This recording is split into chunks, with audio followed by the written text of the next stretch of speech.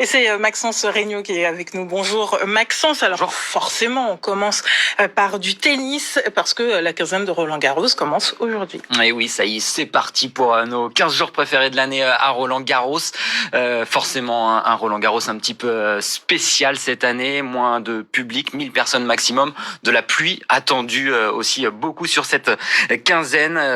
C'est l'automne forcément. Mais il y a une chose qui va pas changer, c'est que Rafael Nadal, ça sera forcément le grand favori encore une fois cette année, l'Espagnol qui vise un 13e titre à Roland-Garros. Il va avoir des adversaires comme cet homme, Dominic Thiem, le récent vainqueur de l'US Open. Il y a également Novak Djokovic.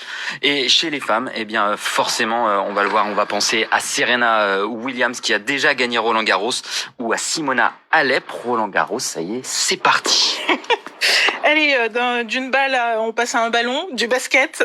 Aux États-Unis, NBA, ça y est, on connaît le premier qualifié pour la finale et c'était beau. Oui, c'est la performance de la nuit. Ça y est, les Lakers sont qualifiés grâce à une 4e victoire dans la série face à Denver. Et il y a un homme qui a brillé, c'est lui, c'est LeBron James. Que dire de plus? C'est un monstre, un ovni, 38 points encore hier. Et avec les Lakers, il pourrait remporter un nouveau titre et ça serait avec une 3e franchise différente. Et ça n'a jamais été fait. Et en finale, ils joueront Miami ou Boston. Allez, maintenant, on revient en France avec la Ligue 1. Et hier soir, une grosse contre-performance de Marseille qui recevait Metz. Ouais, on ne reconnaît plus les Marseillais depuis leur victoire au Parc des Princes face à Paris. Ils ont engrangé seulement 2 points sur leurs 3 derniers matchs qui étaient à domicile. Et hier, c'était face à Metz. Ils n'ont pu faire mieux qu'un match nul. Et encore, il a fallu attendre vraiment le bout du match. 95e minute, Morgan Sanson qui arrache le point du match nul pour l'OM. Les Messins qui peuvent avoir beaucoup de regrets parce que ils ont mené. C'est eux qui ont ouvert la marque à la 71e minute grâce à Ibrahima Niane, une tête qui bat Steve Mandanda, score final 1-1. Et cette 5e journée de Ligue 1, elle continue aujourd'hui à 7 matchs, dont le Paris Saint-Germain qui joue à 21h ce soir. Et puis pour finir, on va parler de rugby.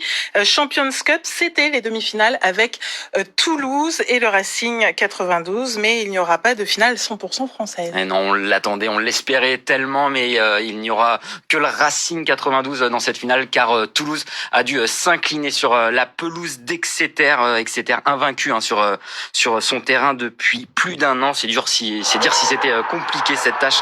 Défaite 28-18, 4 essais à 2, mais on va se réjouir quand même parce qu'il y aura le Racing 92 qui eux ils ont gagné, ils étaient menés jusqu'à la 75e minute et il y a eu un essai libérateur et je vous propose de le revivre en direct parce que ça fait plaisir, ça va nous réveiller et puis ça va nous mettre la chair de poule. Écoutez.